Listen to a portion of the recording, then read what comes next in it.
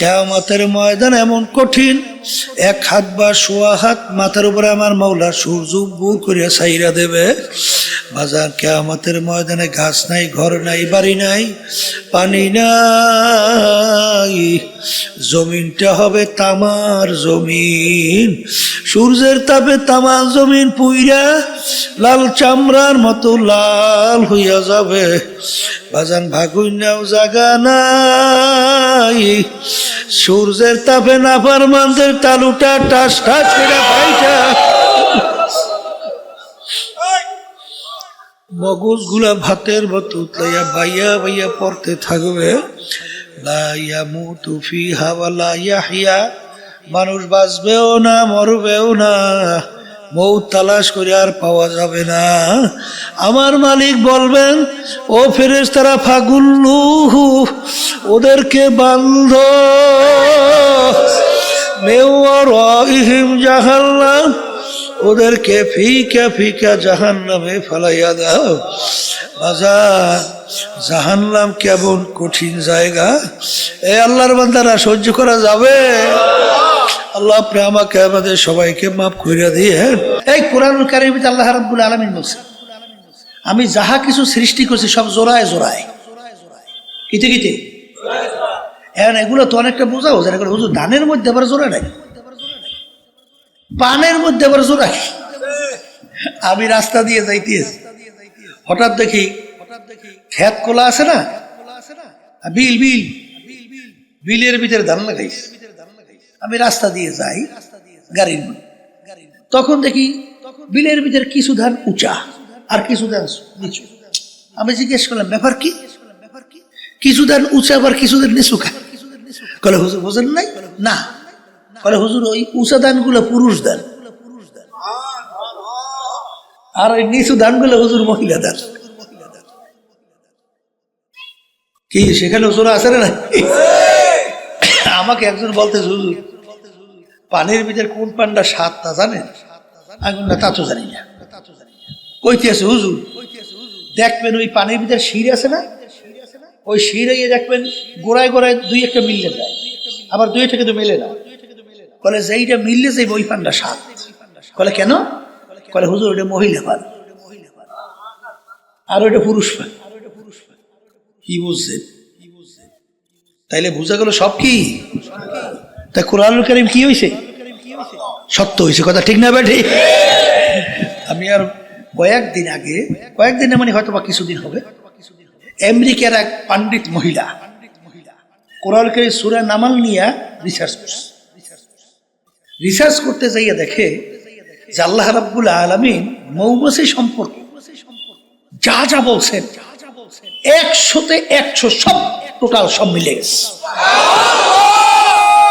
এই কিছুদিন আগে সে কালিমা পড়ে মুসলমান হয়ে গেছে। এই চিন্তা করবে কারা? আস্তে কয়। এখন আমার ভাইদেরকে বলো, পর্দালে মা বোনদেরকে বলো, শোনেন, এখনো কোরআন কারীম আমাদের মাঝে আছে না? চ্যালেঞ্জের আয়াত কি উঠে গেছে না? এখনো আছে।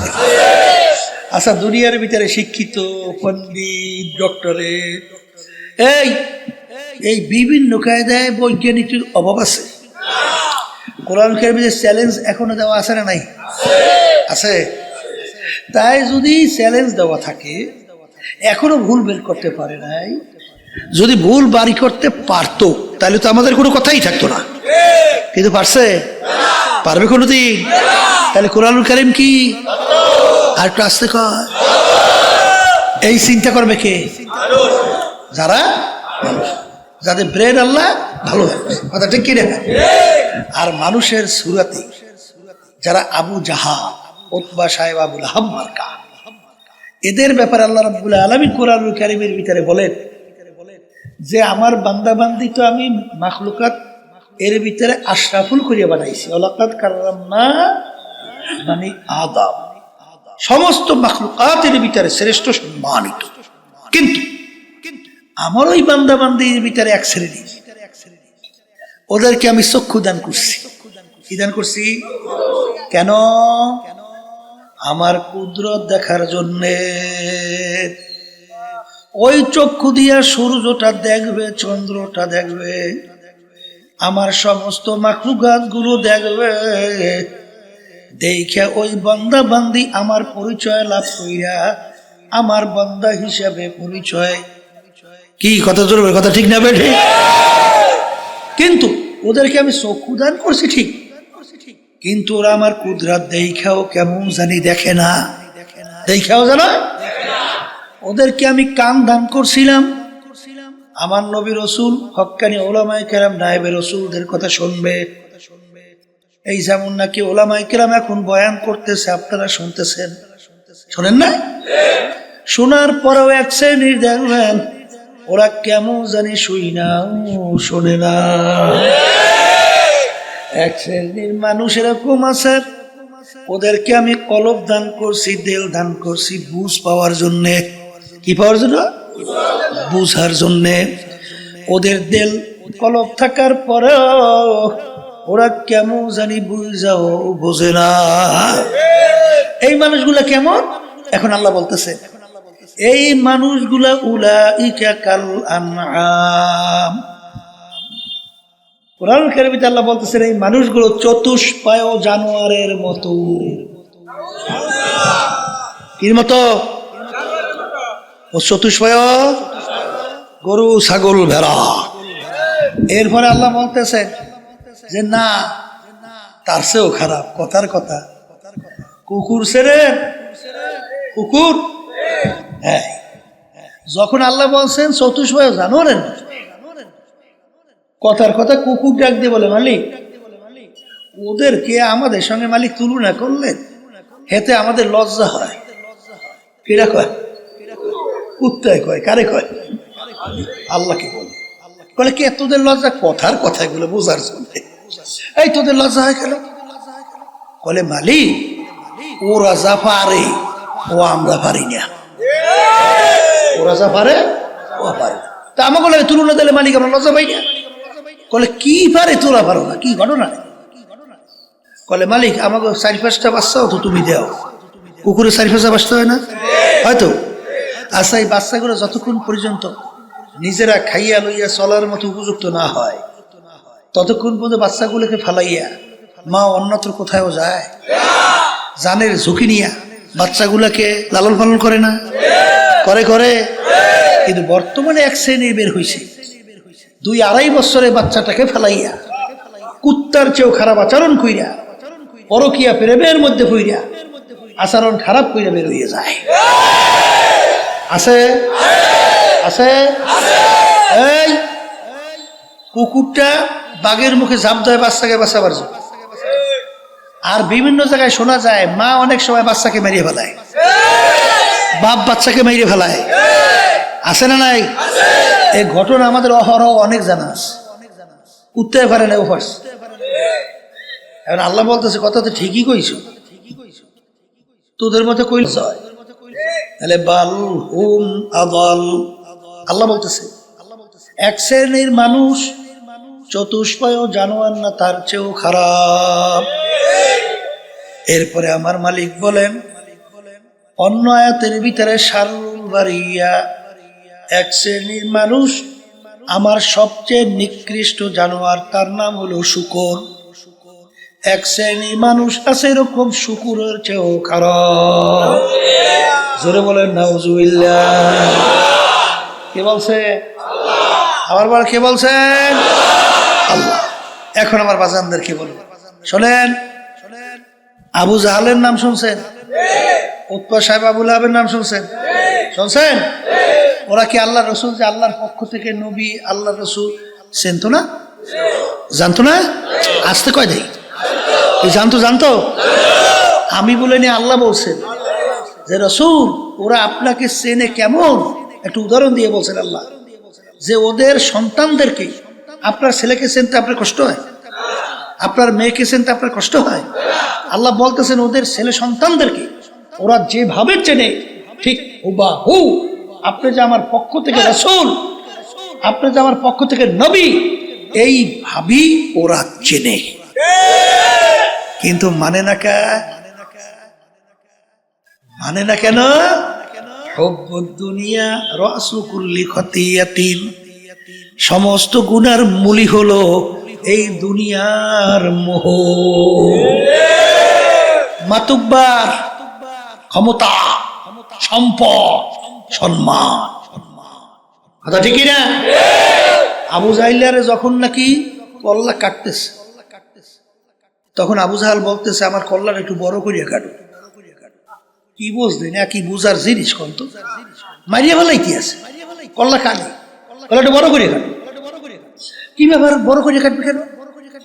কলে মরার পরেও মানুষ কল্লা দেখলে যেন বোঝে নেতার কল্লা। নাউজুবিল্লাহ, নাউজুবিল্লাহ কল আছে না নাই? এই সম্মানের ক্ষমতার ফাঁকুল, কথা ঠিক? তাহলে এই সম্মান, সম্মানের কারণে কথা বুঝছে?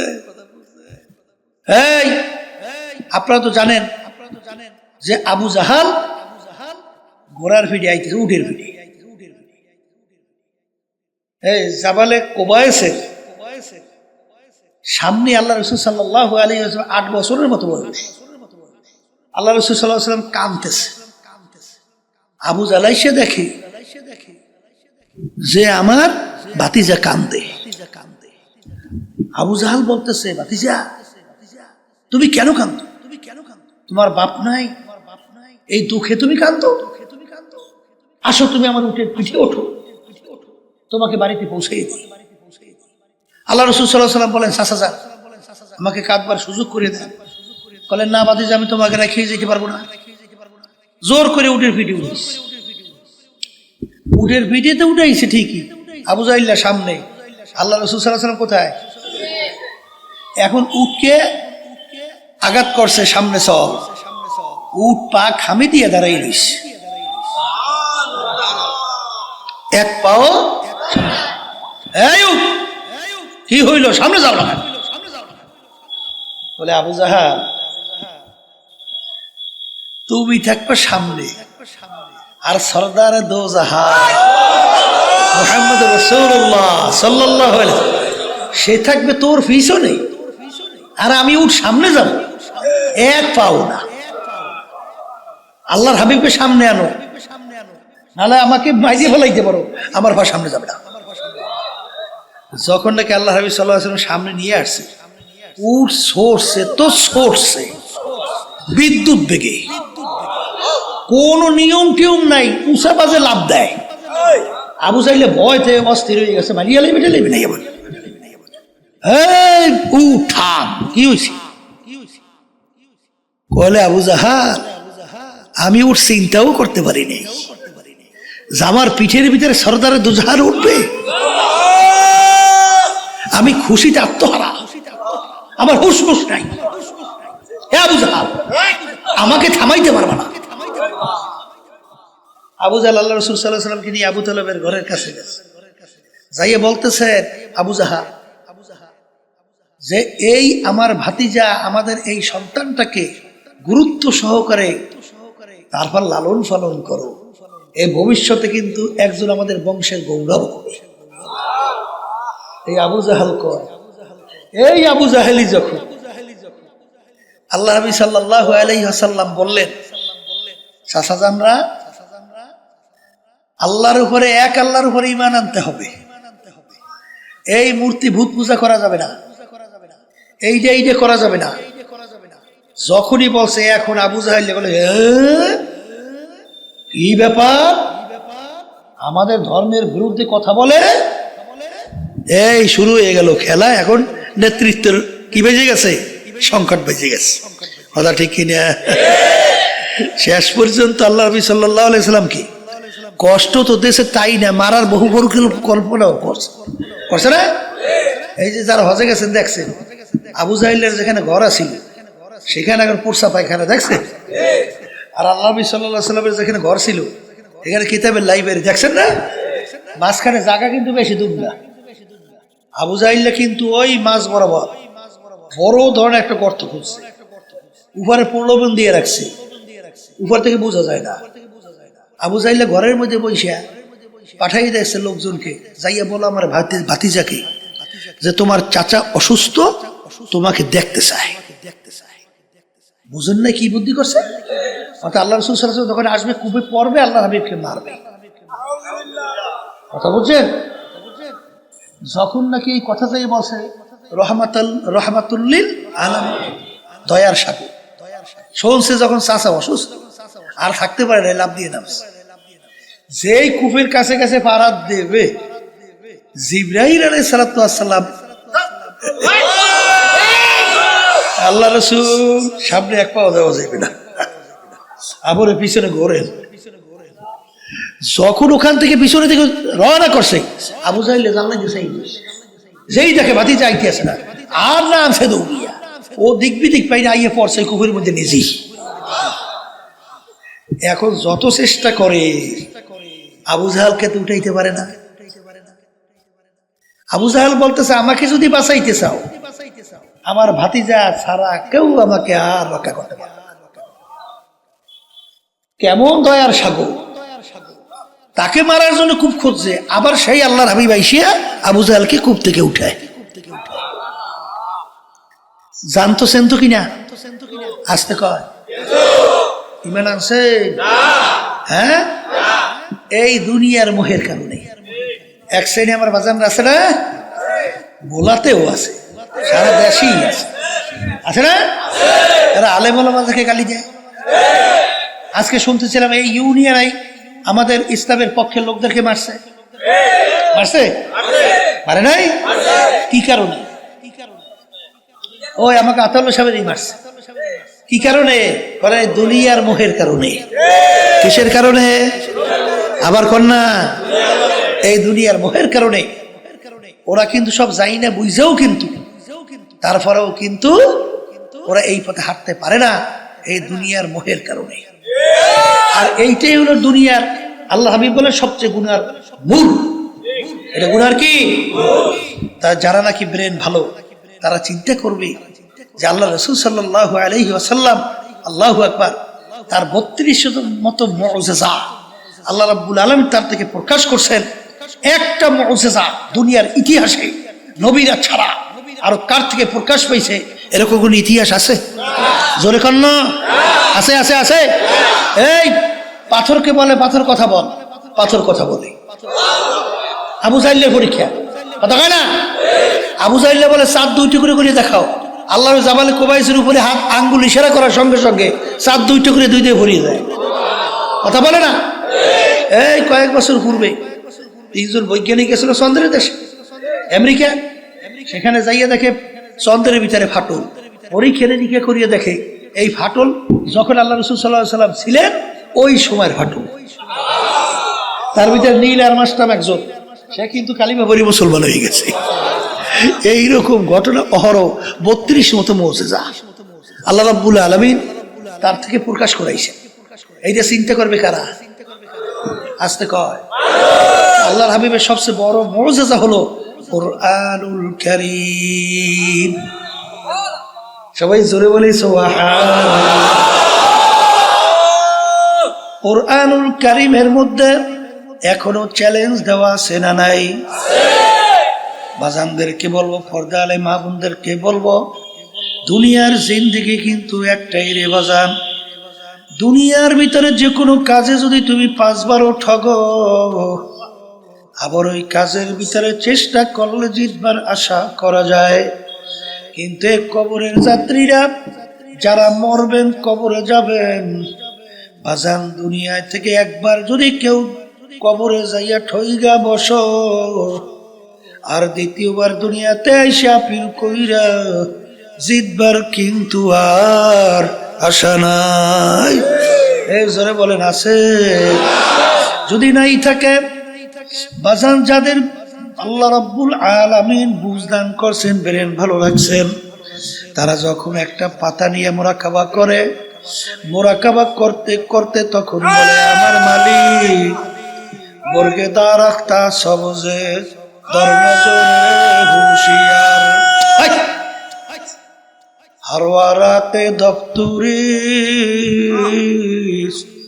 মারফাতে কিরদেগার। হে আমার দয়ার মালিক, আমি যখন একটা গাছের পাতার দিকে তাকাই, আমি তো গাছের পাতা দেখি না, আমি দেখি তোমাকে। আমি যখন সূর্যের দিকে তাকাই আমি তো সূর্য দেখি না, আমি দেখি তোমাকে। আমি যখন চন্দ্রের দিকে তাকাই আমি চন্দ্র দেখি না, আমি দেখি তোমাকে। হে আমার মালিক, এই মুরাকাবা করতে করতে ইন্না ফি খালকিস সামাওয়াতি ওয়াল আরদ ইখতিলাফিল লাইলি ওয়ান নাহার লাআয়াতিন লিউলিল আলবাব আল্লাযীনা ইয়াযকুরুনাল্লাহা কিয়ামান ওয়া qu'udan ওয়া আলা জুনুবিহিম ويتفكرون في خلق السماوات والأرض ربنا ما خلقت هذا باطلا سبحانك فقنا عذاب النار। এই বান্দা বান্দি আমার মাওলার মাখলুকাত নিয়ে যখন মুরাকাবা করে করতে করতে তখন তার ভিতরে এই মাখলুকের খালেকের পরিচয় আইসা যায়। জোরে বলে কথা ঠিকই না? আসার পরে তখন মালিকের দরবারে দুই চোখের পানি ছাইরা দুই হাত মালিকের দরবারে উঠাই বলে, আমার দয়ার মালিক, আমি ভালো করে চিন্তা ভাবনা কইরা মুরাকাবা কইরা দেখলাম তুমি তো কিছুই বেহুদা বানাও নাই, সব তোমার সৃষ্টির পরিচয়। জোরে বলে কথা ঠিক না বেঠি? এই মুরাকাবা করতে করতে তখন ওই বান্দা বান্দি আবার নিজেকে নিজে নিয়ে মুরাকাবা করে, আরে আমার অস্তিত্ব কি ছিল?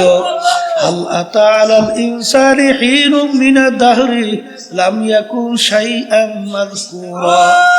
আমি ছিলাম এক কাতরা নাপাক পানি, কোনো অস্তিত্ব বলতে কিছু ছিল না, তাও আবার আমশ্বাস, তাও আবার ভেজাইলা। এই পানির মধ্যে আমার মালিক তোমাকে আমাকে এত সুন্দরভাবে কিভাবে বানাইলো? আরে এই চিন্তা করতে করতে করতে করতে বন্দাবান্দি চিন্তা করে, এক শ্বাস এক রকমের ঢঙ্গের শ্বাস থেকে এক রকমের পিঠা বের হয়, কিন্তু বাজান রে, আমার মায়ের পেট থেকে 5টা সন্তান বের হলো, এক শ্বাস থেকে 10টা সন্তান বের হয়। এক ভাইয়ের চেহারার সঙ্গে অন্য ভাইয়ের চেহারার পূর্ণ কোনো মিল নাই। এটা কিভাবে হয়? নিশ্চয়ই বানাই না, একজন কারিগর আছে। ধরে বলো কথা ঠিক না বেঠি? তখন তোমার ব্রেন বলবে সেই কারিগর হলো আমার আল্লাহ। এই চিন্তা করতে করতে তখন এই আল্লাহর বান্দা বলতেছে, গরকে দরিয়া বোদে বাজু দরিয়া না দি, গরকে দরিয়া হাস্ত বর পেদি। এ আমার মালিক, পানির ভিতরে যখন মানুষ ডুব দেয় উপরের দিকে তাকাইলে দেখে পানি, ডানে তাকাইলে দেখে পানি, নিচে তাকাইলে দেখে পানি। ঠিক ওই বান্দা বান্দি আইনা মাতা যখন ওই বান্দা বান্দি তার চেহারা যেদিকে ঘুরায় সেদিকে দেখে আমার মাওলারই কুদরতি চেহারা। যেখানেই তাকায় মালিক, আমি গাছের পাতা দেখি না, আমি দেখি তোমাকে। আমি মাছ দেখি না, আমি দেখি তোমাকে। हर रंग में तू है, हो में तू है, गल में तू, जिधर देखता हो मैं तू ही तू है, तू ही तू है, तू ही तू। এই জন্য আমার বাজানদেরকে বলবো, পর্দালে মা বোনদেরকে বলবো, যারা মানুষ তারা কিন্তু চিন্তা করবে, যাদের ব্রেন আল্লাহ দান করছে তারা কিন্তু চিন্তা করবে।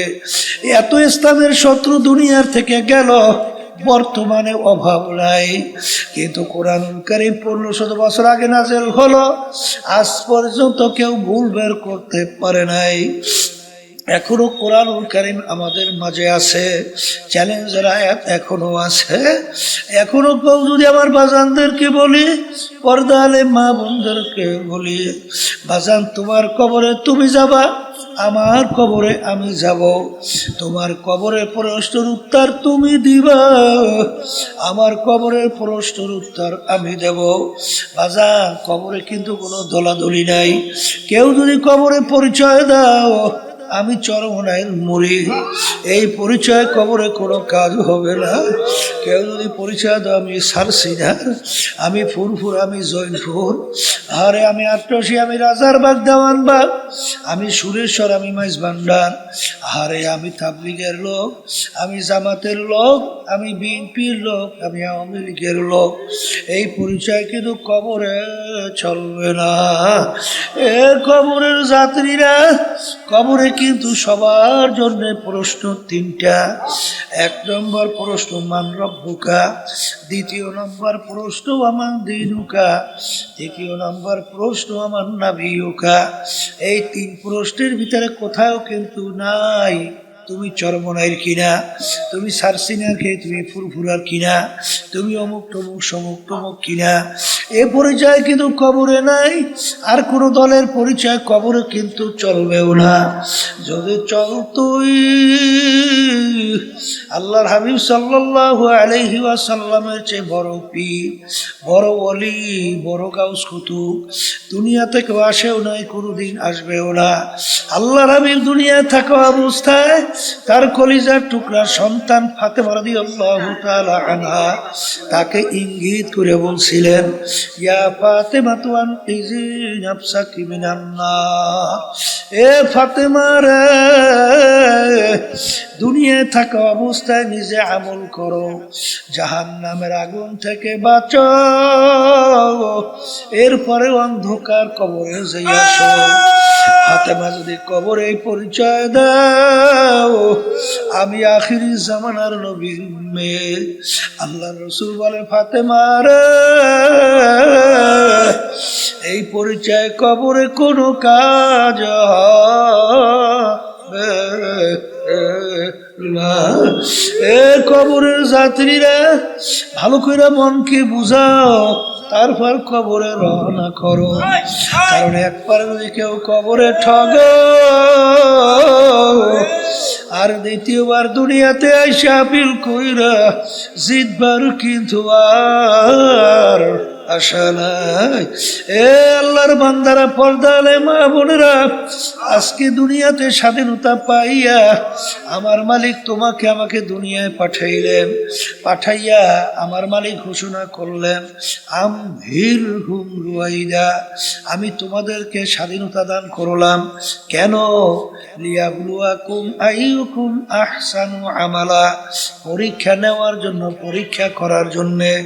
বাজান ছাত্র ছাত্রী 3 ঘন্টা পরীক্ষার হলে পরীক্ষা দেয়, 3 ঘন্টার ভিতরে স্বাধীনতা আছে না না?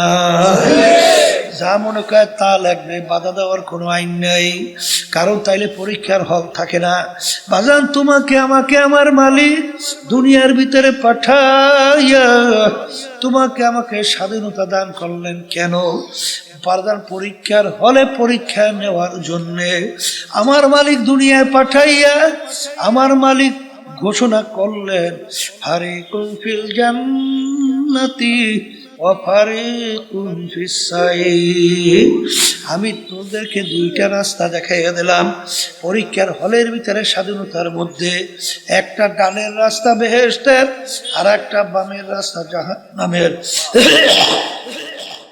তুই যদি স্বাধীনতার ভিতরে বেহেশতের রাস্তায় চলো, ওই রাস্তায় চলার শক্তি আমি তোকে দান করব।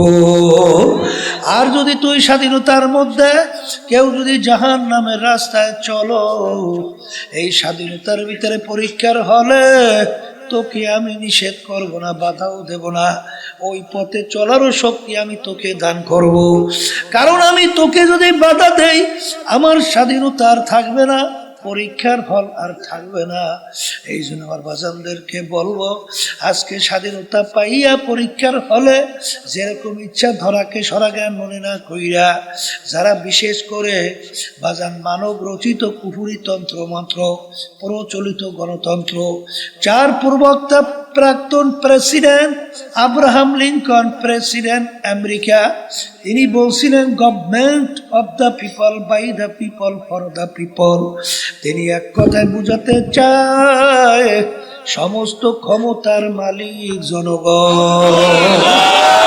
ধরে বলেন নাউজুবিল্লাহ। এই নীতি আদর্শ কিন্তু বিএনপি লালন করে কি করে না, আওয়ামী লীগ করে কি করে না, জাতীয় পার্টি করে কি করে না,